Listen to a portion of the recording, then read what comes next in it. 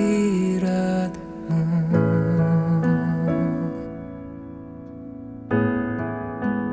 Rasakan kasih dan anugerah-Mu, Tuhan.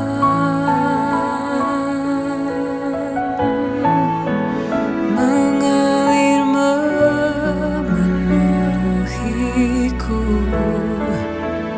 itu yang selalu ku rindu. Memuji menyembah-Mu, oh Tuhan.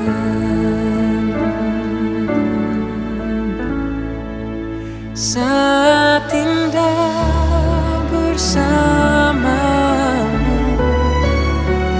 itu yang selalu ku rindu. Menikmati Engkau dalam hadirat-Mu.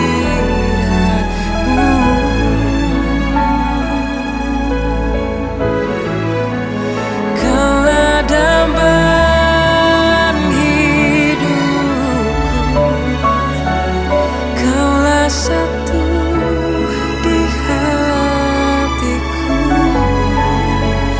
Ku ingin Kau lebih dari segalanya.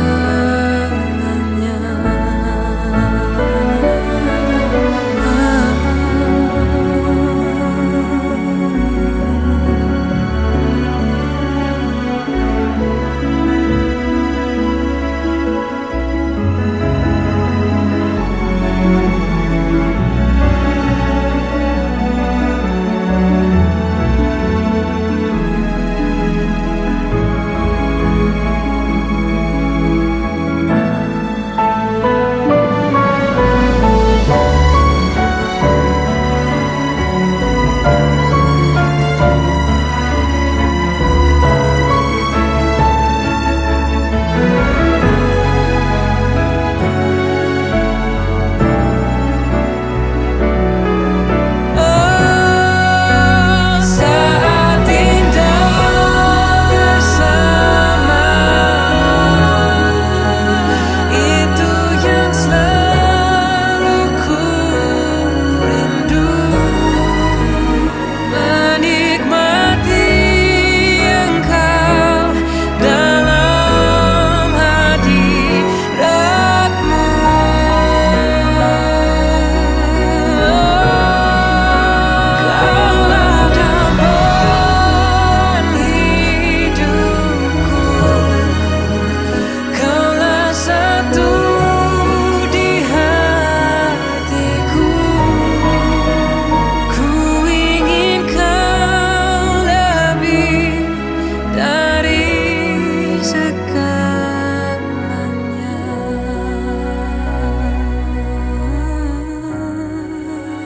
Ku ingin Kau lebih dari segalanya.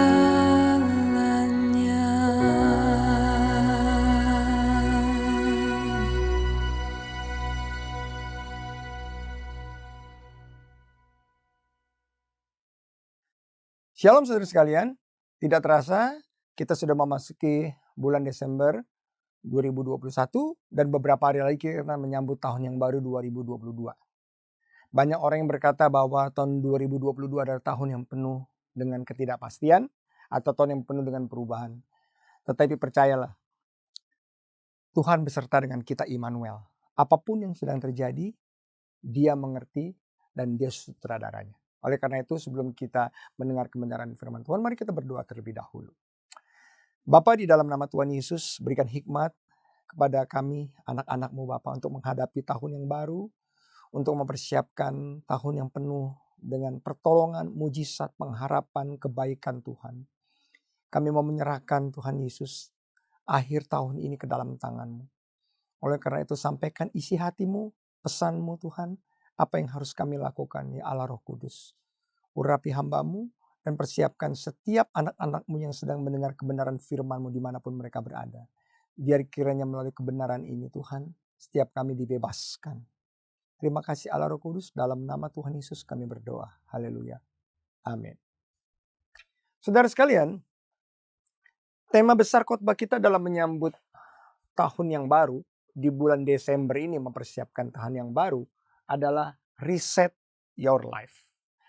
Reset Your Life ini bercerita atau kita sedang membicarakan ketika apa yang sudah kita rencanakan di dalam hidup ini, semuanya berubah. Ya, ada yang mau nikah, ada yang membangun rumah, ada yang mau sekolah, bahkan ada yang mau jalan-jalan. Ya, ke luar negeri, ke dalam kota, keluar kota, tiba-tiba karena situasi yang mendadak, ya, yang kita tahu bahwa ada varian baru, yaitu virus corona jenis Omicron, semuanya berubah. Ya, nah jadi seluruh rencana yang telah kita siapkan matang-matang baik-baik sejak beberapa waktu yang lalu, bahkan sudah dipersiapkan sejak awal tahun 2021, berubah total semua. Atau kalau saudara yang suka naik mobil dan mempergunakan map Google Maps, ketika kita salah arah, salah kemudian jurusan, kemudian di peta Google Map kita diberitahu bahwa kita salah, ya, dan kemudian kita harus lagi melakukan reset atau recenter. Nah, apa yang harus kita lakukan? Mari kita akan mulai. Kita akan membaca kebenaran firman Tuhan dari 1 Petrus 2 ayat yang ke-9. Tetapi kamulah bangsa yang terpilih, imamat yang rajani, bangsa yang kudus, umat kepunyaan Allah sendiri, supaya kamu memberitakan perbuatan-perbuatan yang besar dari Dia yang telah memanggil kamu keluar dari kegelapan kepada terangnya yang ajaib. Saya ingin saudara perhatikan baik-baik. Seluruh peristiwa yang ada di muka bumi ini yang saya tahu bahwa Bapa di surga adalah sutradaranya. Itu yang pertama. Yang kedua, setiap masalah itu selalu ada akhirnya. Dan saya yakin, saudara sekalian, pasti ada akhirnya. Dan yang terakhir, Tuhan katakan di dalam Roma 8 ayat 28 berkata, Allah turut bekerja di dalam segala sesuatu untuk mendatangkan kebaikan bagi kita yang mengasihi Dia. Nah, saya ingin saudara sekalian saat ini kita belajar terlebih dahulu kebenaran firman Tuhan yang sangat powerful.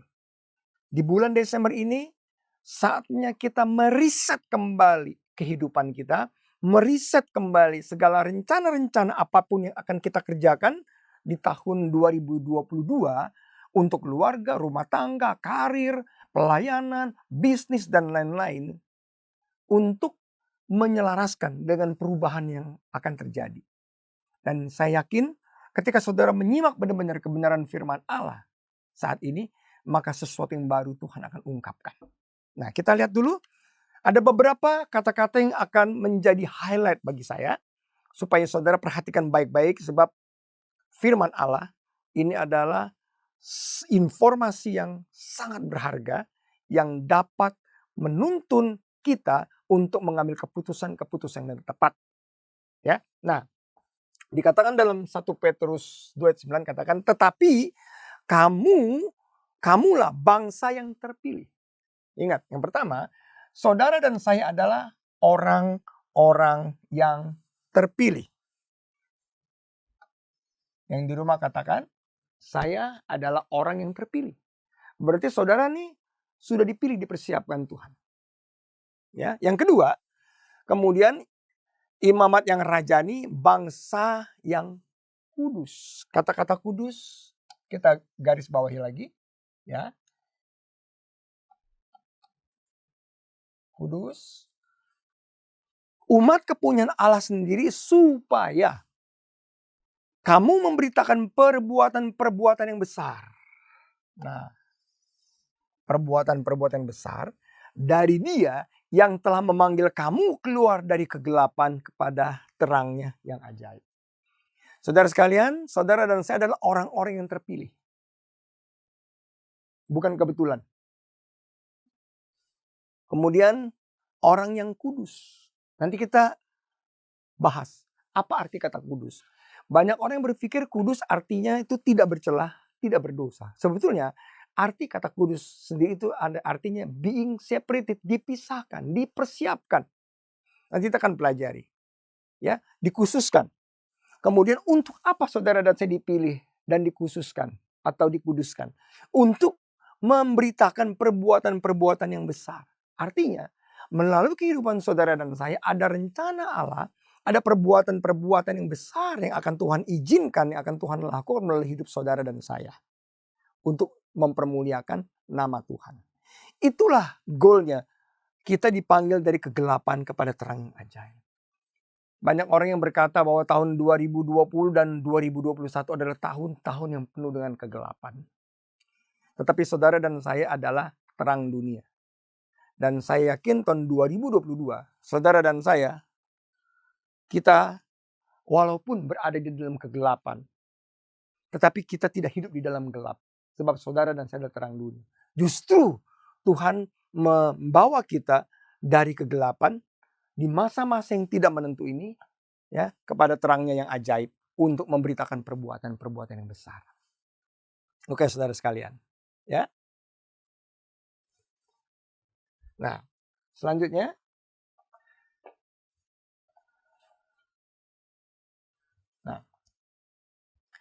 setiap peristiwa, setiap kejadian selalu ada tujuannya.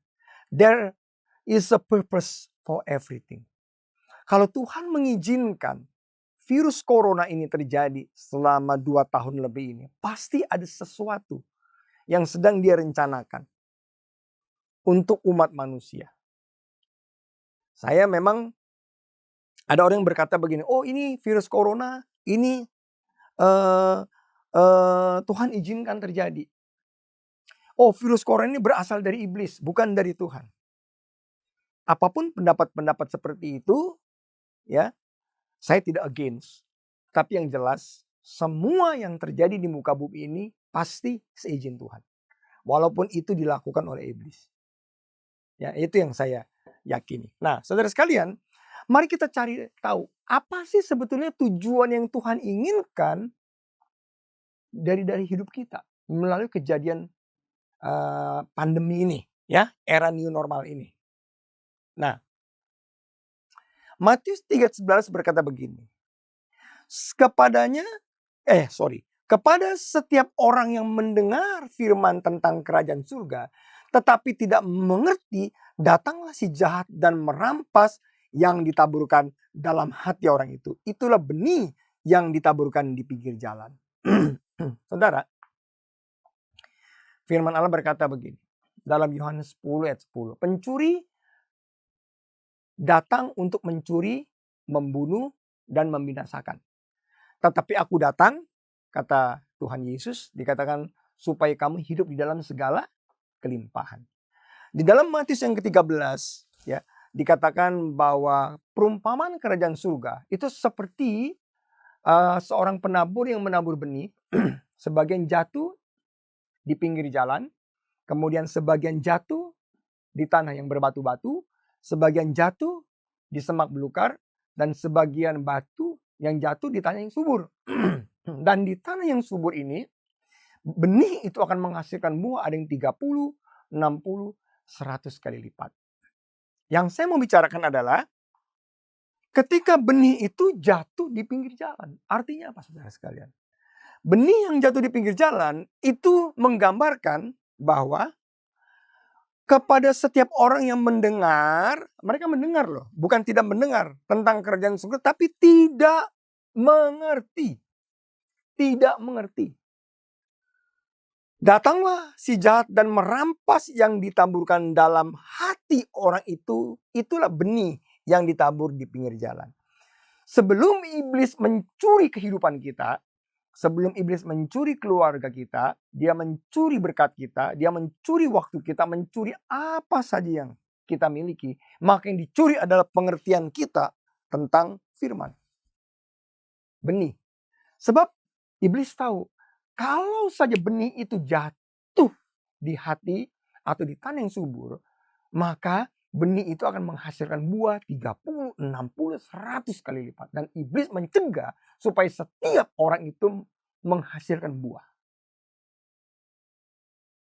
Nah, oleh karena itu yakinkan saudara sekalian, di tahun 2022, jangan pernah keluar rumah sebelum saudara membaca dan merenungkan firman Tuhan setiap hari.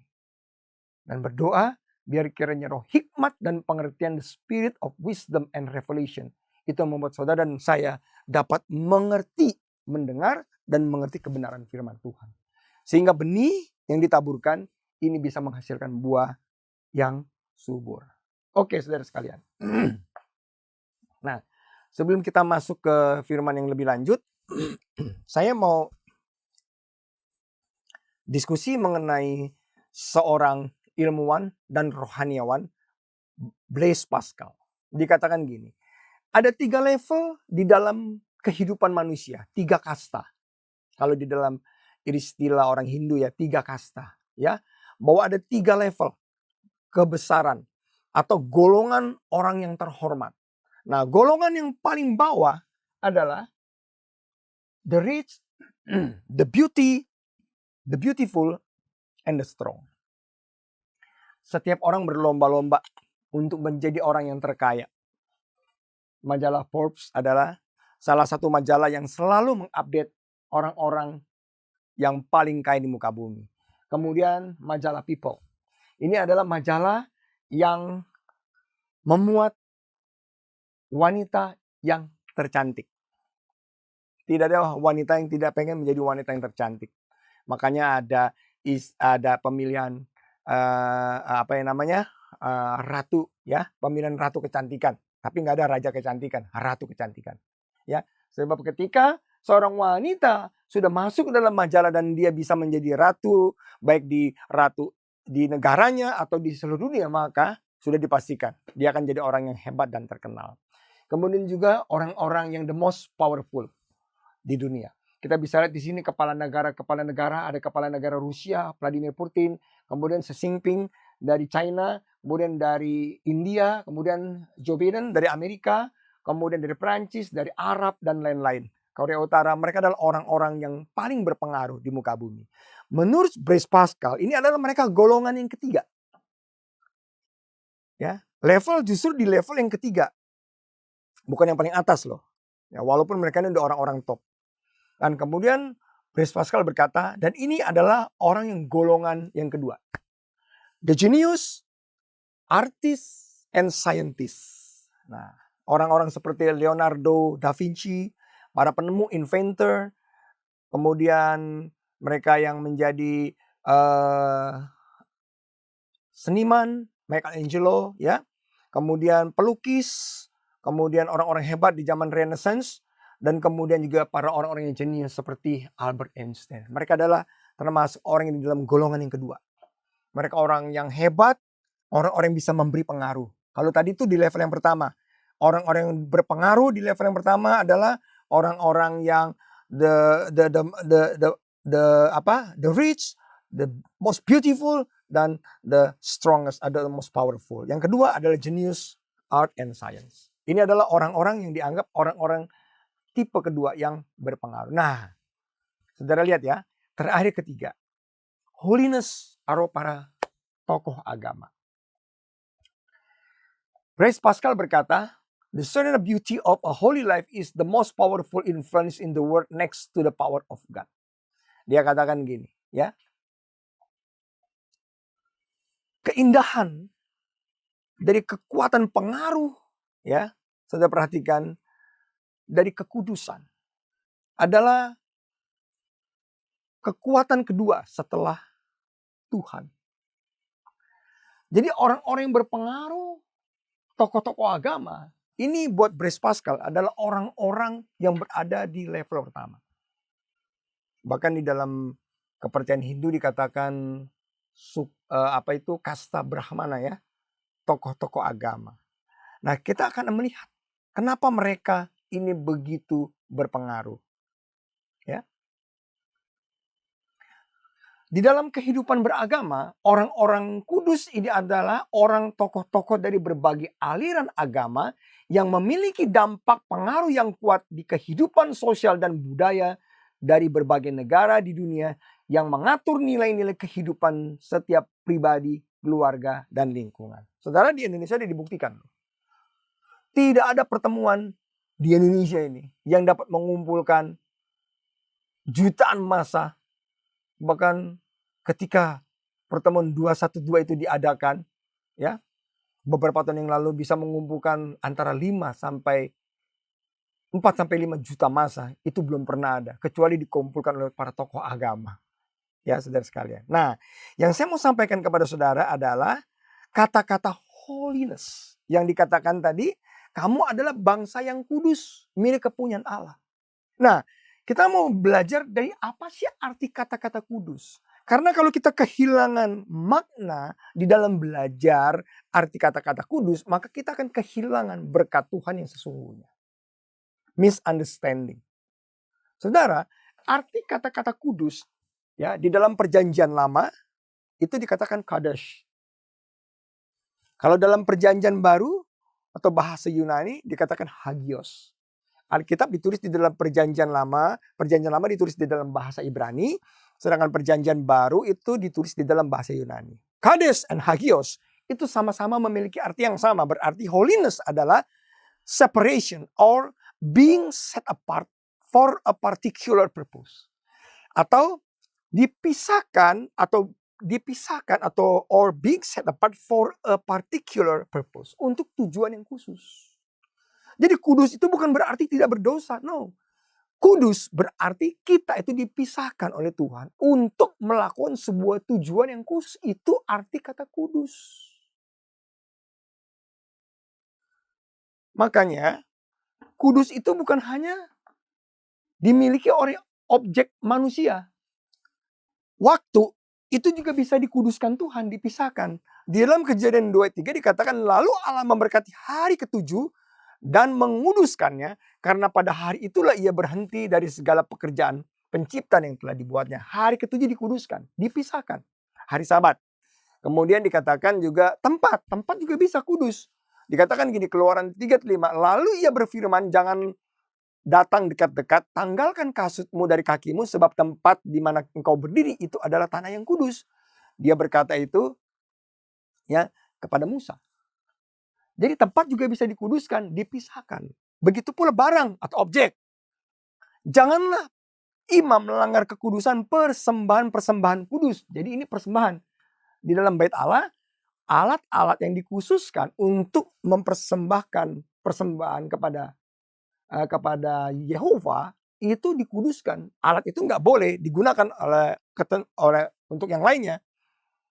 Ya, dikatakan orang Israel yang telah dikhususkan bagi Tuhan. Nah, kalau istilah kedokteran, contoh alat-alat operasi yang sudah disterilkan, nggak boleh dipegang, itu harus dipisahkan untuk tujuan khusus, hanya untuk operasi. Pisaunya juga nggak boleh pakai pisau potong buah, sesudah dikhususkan, kemudian dipisahkan, disterilkan hanya untuk operasi.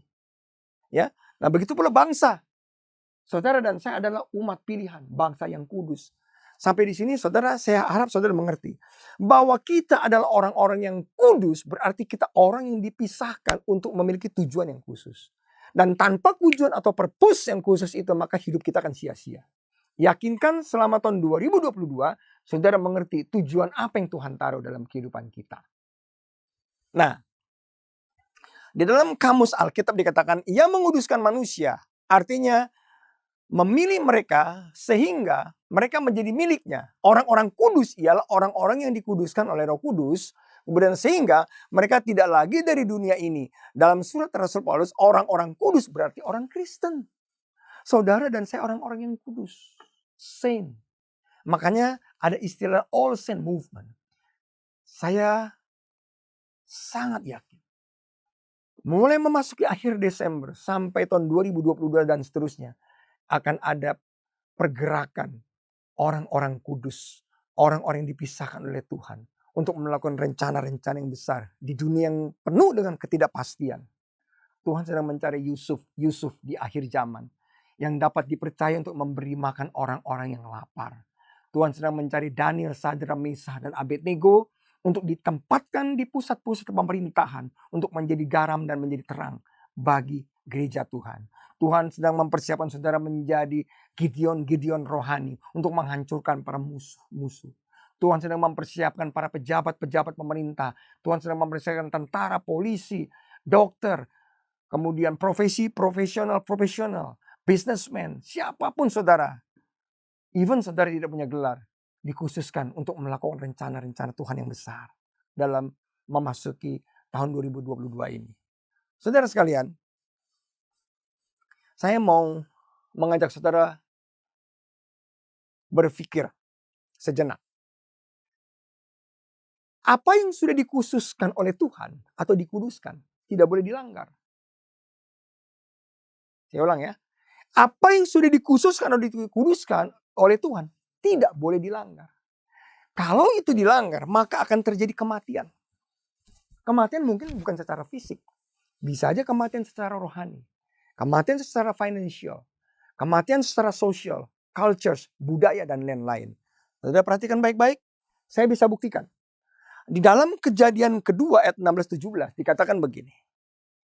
Lalu Tuhan Allah, dia berbicara nih ya, ini lagi penjelasan tentang penciptaan. Lalu Tuhan Allah memberi perintah kepada manusia, semua pohon, dikatakan semua pohon dalam taman ini boleh kau makan buahnya, ya, dengan bebas. Tetapi pohon pengetahuan tentang yang baik dan yang jahat, janganlah kau makan.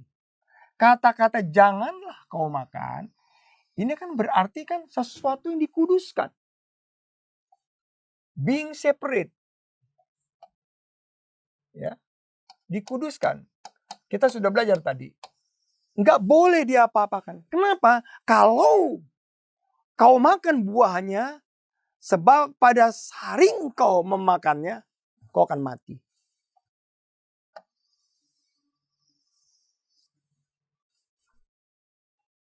Ketika kita melanggar bagian-bagian kehidupan, items dalam kehidupan yang telah dikhususkan oleh Tuhan untuk Tuhan, ya, maka akan terjadi kematian. Contoh.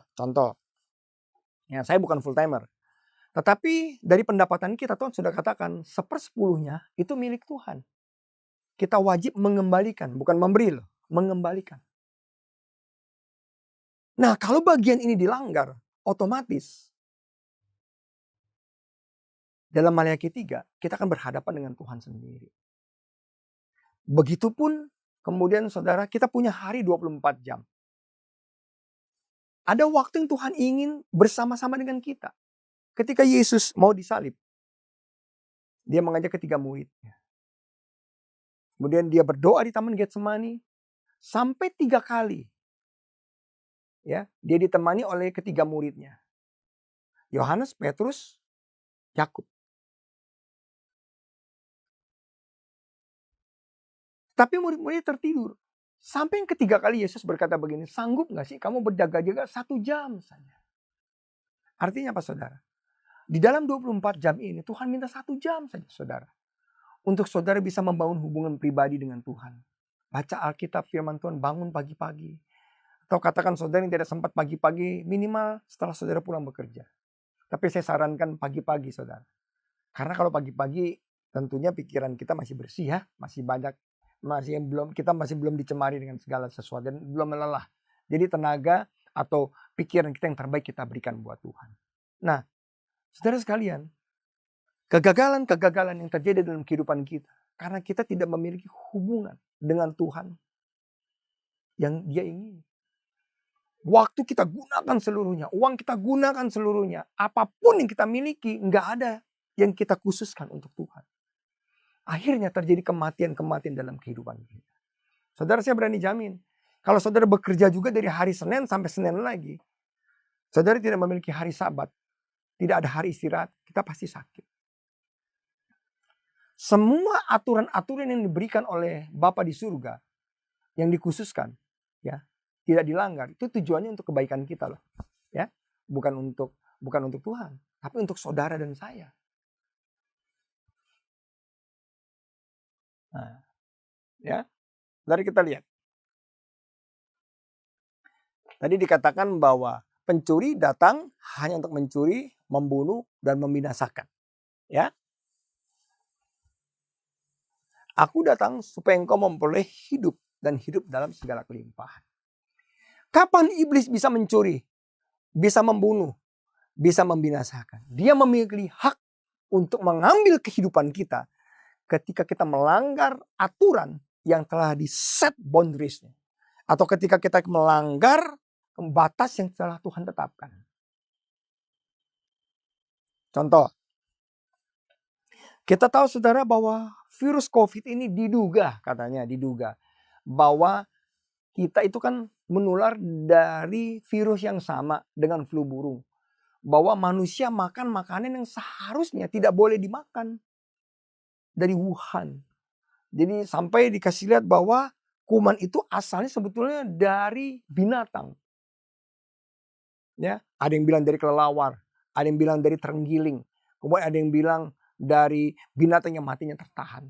Tetapi yang jelas virus ini harusnya ini satu klaster, satu spesies. Ini dengan virus kuman yang menyerang kita. SARS juga sama seperti itu. Flu babi ya, sama juga seperti itu. Flu burung. Ya. Nah, saudara sekalian, segala sesuatu yang dilanggar, yang tidak boleh dimakan, kalau kita makan, maka itu akan ada hukumnya. Saudara, saya pernah khotbah beberapa waktu yang lalu. Salah satu contoh ya, kuda. Ya, ini kuda zebra. Itu kuda zebra nggak boleh dimakan. Mengapa ada binatang-binatang ketika yang manusia langgar dimakan kemudian itu bisa menyebabkan fatal bagi kita? Karena menurut ilmuwan ketika kuda zebra itu kemudian dipotong, disembelih, itu dagingnya mengeluarkan racun. Dalam kondisi stres dia. Nah, kalau dia daging mengeluarkan racun, kemudian dia melepaskan toksin ke dalam daging kita makan, maka racun itu akan masuk ke dalam tubuh kita. Sama. Binatang yang darahnya mati tertahan. Ada racun yang ada di dalam darahnya. Nah, itu contohnya ya. Nah, kita lihat saudara sekalian. Memasuki masa-masa tahun 2022, ya, saya share kepada saudara bahwa kita ini sedang memasuki masa-masa biological warfare. Mempersiapkan gereja memasuki masa-masa biological warfare. Apakah kita sudah siap?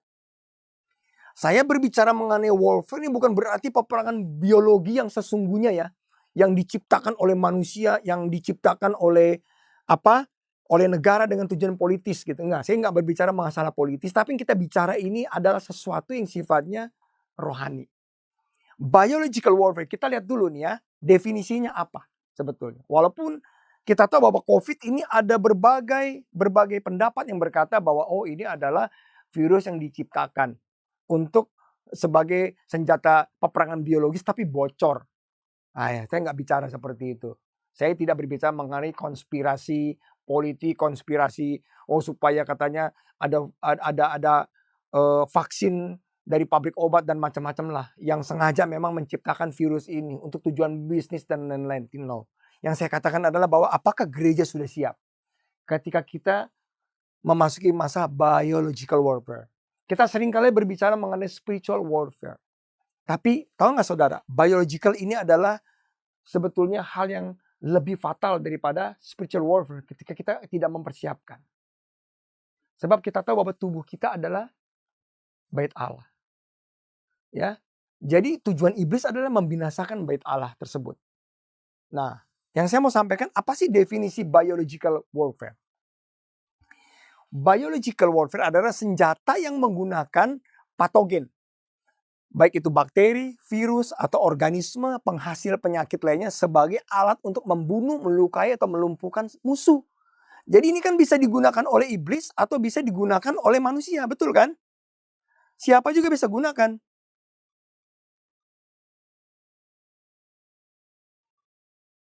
Nah, saudara lihat ya.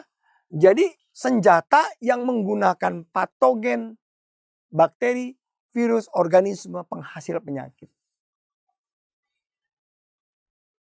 Dalam pengertian yang lebih luas, senjata biologi tidak hanya berupa organisme patogen, tetapi juga toksin, racun berbahaya yang dihasilkan oleh organisme tertentu. Saudara, bisa saja manusia yang melakukan itu. Tetapi itu atas inisiatif iblis. Di dunia cuma ada kekuatan Tuhan atau setan. Kalaupun ini terjadi, saudara sekalian, biological weapon ini pasti dilakukan dengan tujuan untuk menghancurkan umat manusia. Sebetulnya biological weapon ini udah ada sejak zaman dulu kala. Di zaman orang-orang Persia, mereka memakai panah itu dicelupkan ke dalam mayat, bangkai manusia. Itu kemudian dipanahkan ke orang yang hidup. Begitu pula dalam bangsa Romawi, mereka memakai mayat untuk meracuni sumber air. Ini juga biological. Nah, yang saya mau bicara adalah bagaimana virus COVID ini dipakai ini untuk menghancurkan manusia. Lepas daripada Tuhan izinkan terjadi, tetapi ini sebenarnya sebuah peristiwa. Kadang Tuhan juga izinkan terjadi. Saudara ingat ketika 10 perintah, 10 tulah yang ada di Mesir, ya, tulah terakhir adalah kematian anak sulung. Kemudian di situ ada penyakit bara. Ada beberapa penyakit-penyakit yang sifatnya menular. Itu juga sebetulnya biological weapon. Nah, saudara sekalian, ya, masuk tahun 2022 kita memasuki Omicron, varian yang terganas katanya dari COVID. Ya, bagaimana cara saudara dan saya menyikapi hal ini? Saya tantang saudara untuk hidup kudus, terpisah, kemudian kita riset lagi hidup kita. Apakah hidup yang kita jalani ini sudah sesuai belum dengan apa yang Tuhan mau? Panggilan yang Tuhan telah tetapkan. Tujuan yang telah Tuhan siapkan. Kalau belum, atau kita salah melangkah, kita harus default setting. Atau kita harus kemudian recenter tadi. Kalau kayak Google Map ya, recenter. Kita harus recenter itu. Ya, sehingga kita kembali kepada tujuan yang semula. Yang pertama, ketika saudara dan saya hidup kudus dan kita bersedia untuk dipisahkan, untuk dipersiapkan Tuhan, untuk dipakai Tuhan, menjadi orang-orang pilihan untuk melakukan perbuatan-perbuatan Tuhan yang besar, maka saudara, you are at your very best when you are pure and holy. Semakin hidup saudara dipisahkan dengan cara hidup yang lama, dari kata-kata kita, dari tindakan-tindakan kita, cara hidup kudus simpel saudara. Kita melakukan, mendengar firman Tuhan, kita mengerti dan kita lakukan itu. Ya, firman Allah berkata bahwa orang yang bijak adalah ketika dia mendengar kebenaran firman Tuhan dan dia melakukan. Itu seperti orang yang membangun rumah di atas batu karang. Kekudusan membuat kita menjadi versi terbaik dari diri kita sendiri sehingga kita melakukan potensi kita dengan optimal. Apapun yang kita kerjakan, kita pada fase yang optimal. Ya, bukan maksimal, beda ya. Saya umpamakan tumbuhan itu bisa hidup mungkin dari suhu yang minimum sampai maksimum. Tetapi kalau untuk berbuah, dia harus ada di suhu yang optimum. Mungkin aja suhu optimum itu 27 derajat, 28 derajat, 29 derajat. Nah, saudara yang hidup dalam kekudusan, saya berdoa dalam nama Tuhan Yesus, maka saudara ada di titik yang terbaik dalam hidup kita. Sehingga apapun yang kita kerjakan berbuah dan berhasil. Ya. Di dalam 2 Timotius 2, 20 dan 21 dikatakan, dalam rumah yang besar bukan hanya terdapat perabot-perabot dari emas dan perak. Ya. Melainkan juga kayu dan tanah. Yang pertama dipakai untuk ya, maksud yang mulia. Dan yang terakhir untuk maksud yang kurang mulia. Jadi ada buat maksud yang mulia dan maksud yang kurang mulia. Ya. Jika seseorang menyucikan dirinya atau menguruskan dirinya, dikatakan di sini kados. atau kudus, menyucikan dirinya, memisahkan dirinya dari hal-hal yang jahat, ia akan menjadi perabot rumah untuk maksud yang mulia. Ia dikuduskan, dipandang layak untuk dipakai tuannya, dan disediakan untuk setiap pekerjaan yang mulia. Ya, oke saudara. Kemudian yang kedua, saudara yang hidup dalam kekudusan, saudara hidup di dalam perlindungan yang maksimal. Living under protection. Tentunya dalam perlindungan Tuhan. Alkitab katakan, jangan membunuh, jangan berzina. Kembalikan persepuluhan Tuhan miliki. Kemudian jangan merusak tubuhmu melalui rokok. Kemudian makanan-makanan yang hyperkolesterol terus menerus. Ya, itu bisa merusak tubuh kita. Nah, orang yang hidupnya terus melanggar kekudusan ini, maka hidupnya akan rusak. Contoh ya. Dari 6.000 tahun yang lalu, Allah sudah melarang manusia memakan lemak dan jeroan. Udah dikasih tahu dia mama 3. Ayat 14. Kemudian dari kambing nih ya. Bagi orang Jakarta yang suka sop kambing, soto kambing ya. Termasuk saya juga tadinya ya. Tapi sekarang wow, setelah mengerti kayak gini gak berani lagi.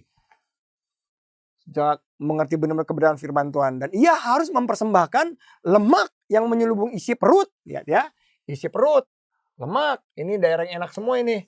Jeroan. Segala lemak yang melekat pada isi perut itu sebagai persembahan berupa korban api-apian bagi Tuhan. Dan lagi kedua buah pinggang. Tuh jelas sekali ya, ginjalnya.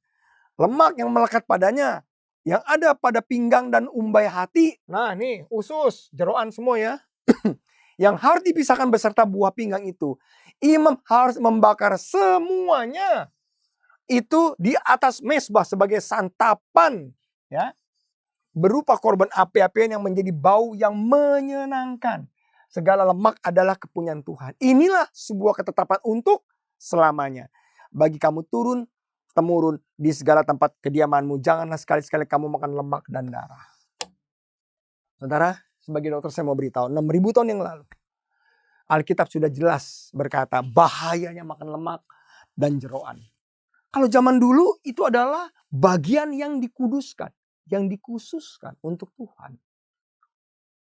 Untuk dibakar.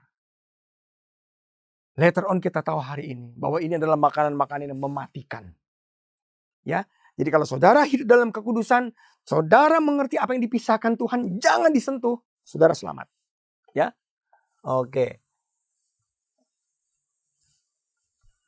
Kemudian selanjutnya, orang yang hidup di dalam kekudusan, maka ya becoming pure, lebih murni. Hidupnya jadi lebih mahal. Kualitas hidupnya berbeda. Saya yakin ketika saudara hidup kudus berkenan di hadapan Tuhan, dalam nama Tuhan Yesus, kualitas hidupmu, income-mu, rumahmu, lingkungan rumahmu, engkau ada di hidup yang berbeda. Ya. Yesus berkata, pencuri datang hanya untuk mencuri, membunuh, dan membinasakan. Tetapi aku datang supaya engkau hidup di dalam segala kelimpahan. Orang yang hidupnya lebih murni, kudus, berkenan di hadapan Tuhan.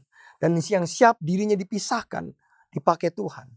Maka hidupnya ada di dalam kelimpahan.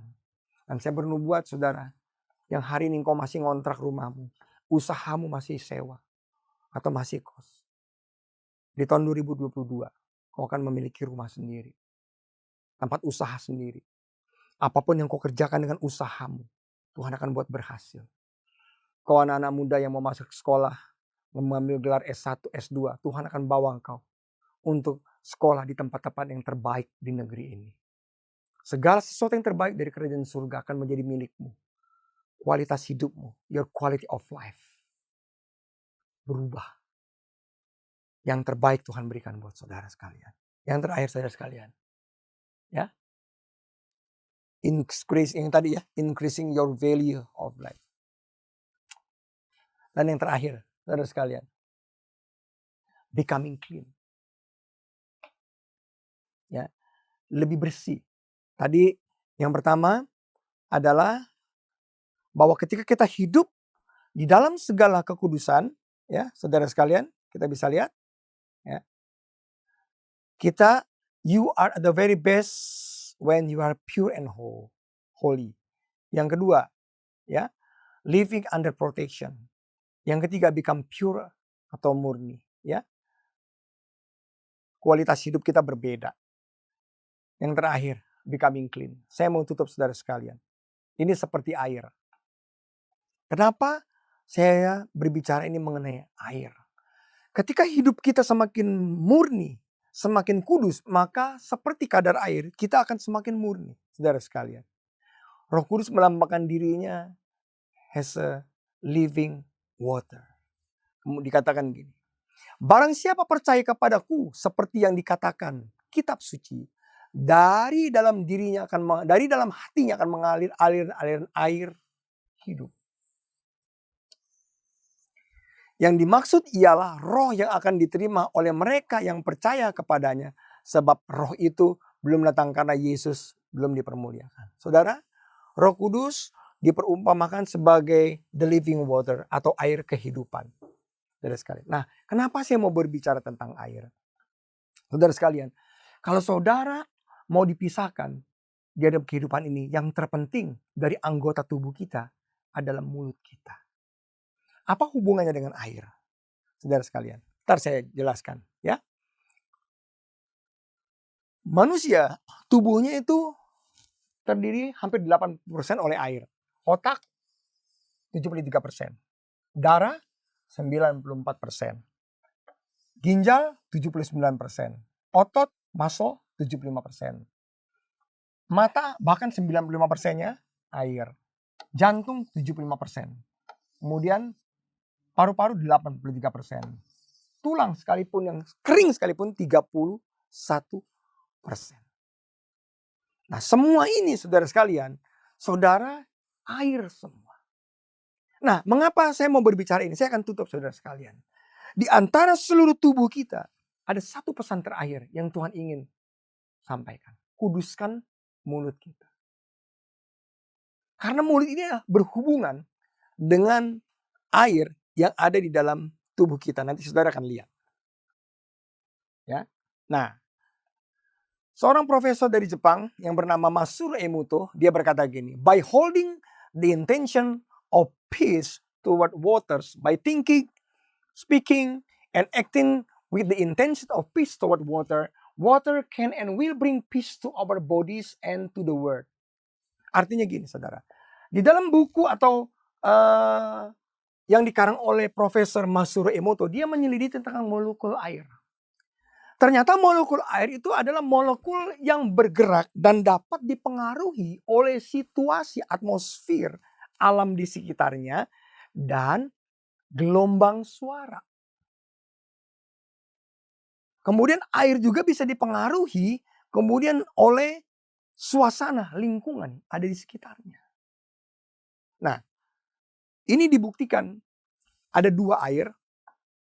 Yang satu kemudian diperdengarkan musik rock, heavy metal. Dan yang satu diperdengarkan musik klasik. Setelah dua air ini kemudian dibekukan, maka kristalnya diperiksa, hasilnya berbeda. Yang satu kemudian diberi gelombang suara, diberikan ucapan kata-kata yang jelek, kata-kata yang busuk. Dan yang satu lagi, ke satu gelas air ini diberikan kemudian gelombang suara, yaitu ucapan kata-kata yang buruk. Yang satu yang baik, yang satu yang buruk. Nah, kemudian dibekukan, kristalnya diperiksa. Nah, kita lihat ya. Ini menurut Profesor Masaru Emoto. Saudara perhatikan. Nah, ini adalah kristal air yang diucapkan kata-kata yang baik. Salah satunya adalah kata-kata kasih. Jadi kalau ada air kita katakan kasih, cinta, kebaikan, anugerah, kemurahan, adalah bahasa love, grace, goodness. Maka kalau dibekukan, nah seperti ini. Kita lihat ya. Heksagonal. Ini kayak lambang Natal ya. Nah, kemudian kalau ada air yang diucapkan dengan gelombang suara dan kata-kata yang buruk, disgusting, menjijikan, atau kata-kata yang jelek lah. busuk, kematian, kejahatan, kemudian hal-hal yang tidak baik, maka kemudian ketika itu dibekukan, maka airnya setelah diperiksa di dalam mikroskop, kemudian bentuk molekulnya seperti ini. Kenapa air heksagonal ini penting? Karena ketika air itu bentuknya heksagonal, dia bukan hanya berupa air loh. Tapi ketika masuk ke dalam tubuh, air itu bisa sebagai antitoksin. Dia bisa menyerap racun, dia bisa menjadi obat. Makanya Yesus berkata, I am the living water. Akulah air kehidupan. Dia berkata kepada wanita Samaria, kalau saja engkau tahu ya, bahwa siapa aku yang berbicara kepadamu, maka engkau tidak akan haus lagi. Saudara, slide berikutnya. Ini lihat nih. Saudara bisa beli bukunya deh. Ini air yang diucapkan kata-kata terima kasih. Kemudian ini wisdom. Ini hikmat, truth, kebenaran, eternal, hidup yang kekal. Terus kemudian malaikat, I love you. Aku cinta kamu. Peace, damai. Tapi kalau kita katakan air kepada air itu, goblok lu, you fool. Nah kayak gini bentuknya, rusak molekulnya. You make me sick. Aduh, kamu tuh buat aku kesel ya, jahat. Ya, kemudian air yang terpolusi. Saudara, apa hubungannya dengan tubuh manusia? Kerap kali kita memakai mulut kita itu untuk mengucapkan hal-hal yang jelek. Baik buat diri kita sendiri ataupun orang lain. Saudara pernah dengar ada orang yang suka lata? Amit-amit ya. Mati gue, mati gue. Itu ingat. Langsung tubuh kita kan memberi respon. Tolak dalam nama Tuhan Yesus. Atau kalau saudara berkata kepada anak-anak kita, kamu bodoh, kamu goblok, kamu gak bisa. Atau ada yang kalau sedikit-sedikit kalau ribut dengan istrinya, mau bercerai, mau bunuh diri, mau mati. Kata-kata itu, kalau saudara diterima oleh badan, saudara lihat ini isinya air semua. Apa yang terjadi? Maka seluruh tubuh ini akan memberikan reaksi yang negatif. Saudara bayangkan, memberikan reaksi yang negatif. Otomatis akan terjadi kerusakan dalam tubuh kita.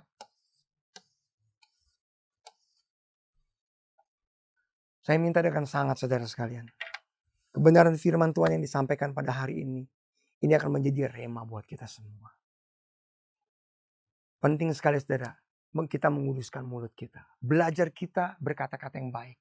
Mengucapkan hal yang baik. Bangun pagi, saudara sudah puji Tuhan. Katakan, dalam nama Tuhan Yesus, sepanjang hari ini, kebajikan, kemurahan, keberuntungan, kesehatan, kekuatan akan mengikuti hidupku. Diluputkan aku berada di tempat yang salah dan di waktu yang salah. Aku hidup dalam segala kelimpahan. Saudara mulai mengurapi tubuhmu. Tubuhku sehat, tidak ada kematian yang tiba-tiba. Terluput aku dari tempat yang salah dan waktu yang salah. Berkati tubuhmu, engkau sehat, engkau sempurna. Tidak ada sumbatan, pembuluh darah, jantung, paru-paru di otakmu. Umurmu panjang. Lakukan itu saudara. Buat istrimu, buat dirimu, buat anak-anakmu. Berdoa dengan firman. Maka apa yang terjadi? Hidupmu berubah. Kuduskan mulutmu. Kemudian yang tadi yang nomor 1 saudara. You are at the very best of you. Ya, kita ada di bagian hidup kita yang terbaik. Versi kita, the best version of me. Ketika kita hidup dalam kekudusan. Yang ketiga, kita hidup dalam perlindungan. Living under protection. Yang keempat, kita akan menjadi pure atau murni. Sehingga kualitas hidup kita seperti emas. Harganya meningkat. Kualitas hidup kita berubah. Value hidup kita berubah. Saudara akan lihat kebenaran firman Tuhan tidak pernah salah.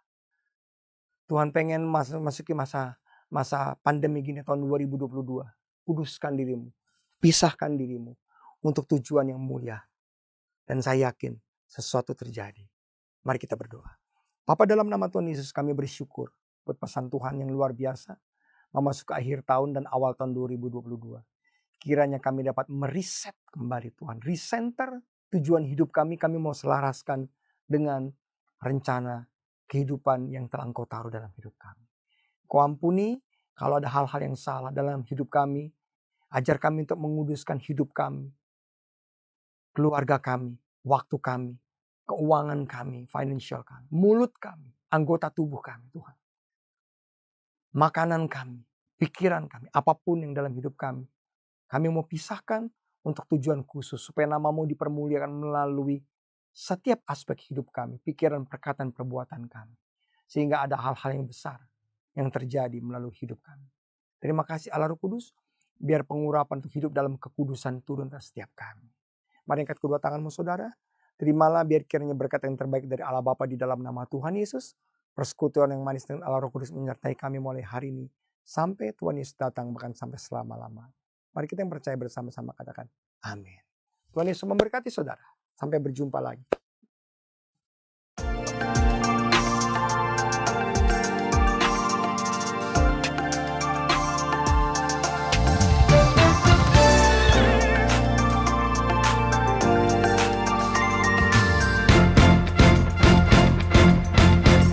God is fighting for us.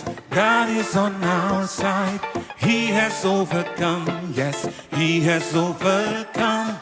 We will not be shaken. We will not be moved. Jesus, you are King. Carrying our burdens, covering our shame. He has overcome. Yes, He has overcome. We will not be shaken. We will not be moved. Jesus, you are King. I will live. I will not die. The resurrection power of Christ alive in me, and I am free in Jesus' name.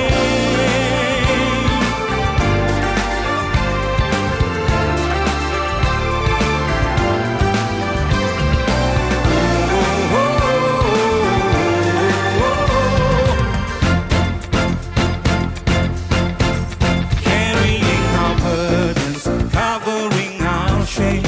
He has overcome, yes, He has overcome. We will not be shaken, we will not be moved. Jesus, you are King. I will live, I will not die. The resurrection power of Christ alive in me, and I am free in Jesus' name. I will live, I will not die. I will declare and lift you high. For Christ revealed, and I am healed in Jesus' name.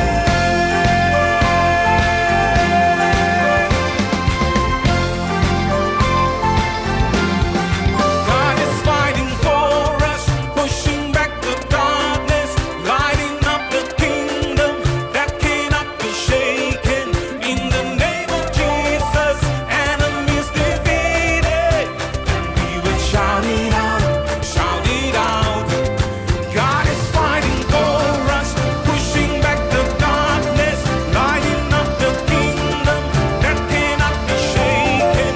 In the name of Jesus, enemies defeated, and we will shout it out, shout it out.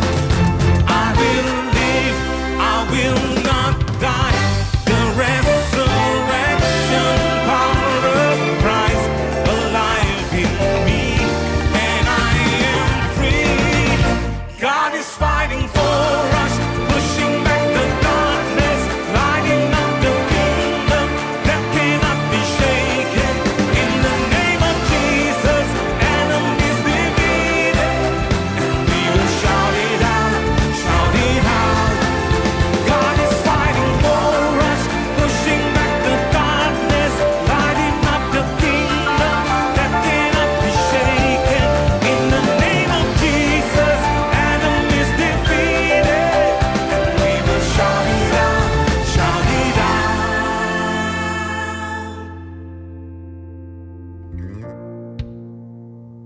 Shalom Bapak Ibu Saudara yang dikasihi Tuhan. Pada kesempatan ini saya mau share kebenaran firman Tuhan tentang tempat perlindungan. Di saat kita sedang merasa khawatir, cemas, takut, gelisah, kita membutuhkan tempat perlindungan agar hati kita tenang.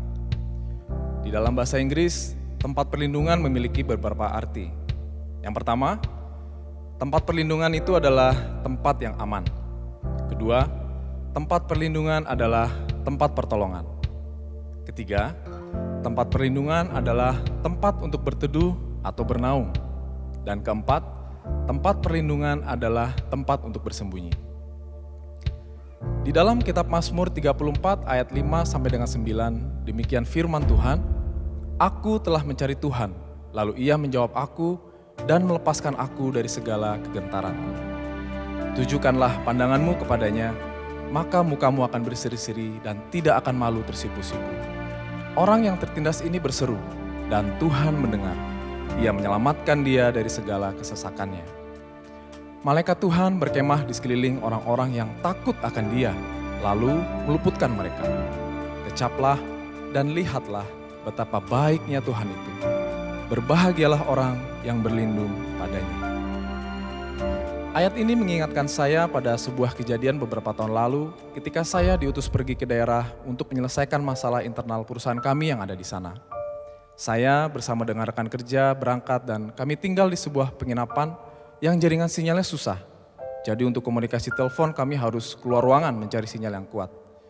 Di sana kami mengumpulkan para staf, melakukan investigasi, menganalisa situasi.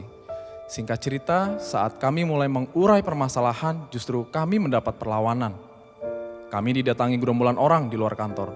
Mereka menuntut ini dan itu. Kami dibuntuti di jalan, penginapan kami diawasi, bahkan mereka juga mengancam supaya kami tidak bisa keluar dari kota itu sampai semua tuntutan mereka terpenuhi. Dalam kondisi seperti ini, jujur hati saya jadi tidak tenang. Hari-hari saya di sana menjadi sebuah kesesakan. Saya jadi tidak bisa fokus. Bahkan saat berdoa pun saya tidak bisa mengeluarkan kata-kata karena pikiran dan perasaan saya campur aduk rasanya, penuh dengan kekhawatiran. Namun saya menguatkan hati untuk tetap datang kepada Tuhan. Dan di saat saya sedang merenung-renungkan kebaikan Tuhan, tiba-tiba dari dalam hati saya muncul lagu yang tadi kita nyanyikan bersama.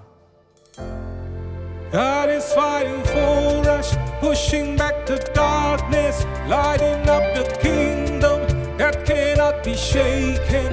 In the name of Jesus, enemies defeated, and we will shout it out, shout it out. Lirik lagu ini sangat powerful, menguatkan hati saya saat itu. Lagu ini saya nyanyikan terus-menerus berulang-ulang sambil meneguhkan hati saya dan memperkatakan bahwa Tuhan Yesus telah menebus saya dengan harga yang sangat mahal. Saya yakin Tuhan Yesus tidak akan tinggal diam dan saya percaya Tuhan Yesus pasti akan memberikan saya kelepasan. Di saat itu ada kelegaan di hati saya. Saya mulai merasa tenang. Saya tidak lagi terlalu merasa khawatir ataupun cemas. Kemudian di keesokan harinya, penginapan kami tiba-tiba dijaga ketat oleh kepolisian. Ternyata ada rombongan dari Kejaksaan Agung bersama Mabes Polri sedang berkunjung ke daerah kami. Dan mereka menginap di situ. Depan pintu kamar saya pun jadi ada penjaganya. Karena salah satu petinggi mereka tidurnya persis di samping kamar saya. Ini ajaib. Kalau bukan karena pertolongan dan waktunya Tuhan, ini gak mungkin terjadi. Dalam sekejap waktu, tempat penginapan kami penuh pengamanan yang ketat. Singkat cerita, tanpa diketahui banyak orang di sana, kami akhirnya dapat pulang kembali ke Jakarta dengan selamat. Puji Tuhan. Demikian juga Alkitab menceritakan kisah Daud. Sewaktu Daud ada di dalam pelarian dari Saul, Daud pun mengalami kesesakan, ketakutan, kegelisahan, bahkan kecemasan. Daud lari masuk ke dalam hutan, naik ke atas bukit-bukit gunung untuk mencari tempat perlindungan. Namun Daud selalu memilih untuk menaruh kepercayaannya kepada Tuhan, bahwa tidak ada tempat yang aman selain berlindung hanya kepada Tuhan. Dan Tuhan selalu memberi pertolongan kepada Daud. Firman Tuhan dalam Amsal 18 ayat 10 berkata, "Nama Tuhan adalah menara yang kuat, kesanalah orang benar berlari dan ia menjadi selamat." Mari kita terus merenung-renungkan kebaikan Tuhan, memperkatakan firman Tuhan, menguatkan, meneguhkan iman percaya kita, serta menjadikan Tuhan Yesus sebagai satu-satunya tempat perlindungan kita. Amin. Tuhan Yesus memberkati.